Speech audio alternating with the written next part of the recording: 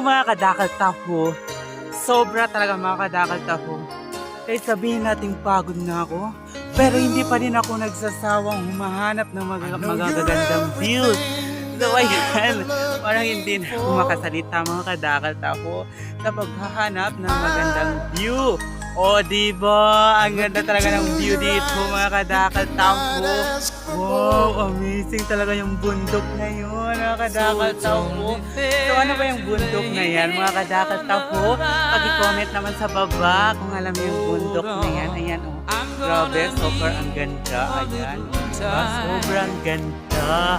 Grabe talaga, na-amaze talaga ako umakyat dito sa mga kabundukan. Kumbaga, amazing birds. So ayan, super ang ganda.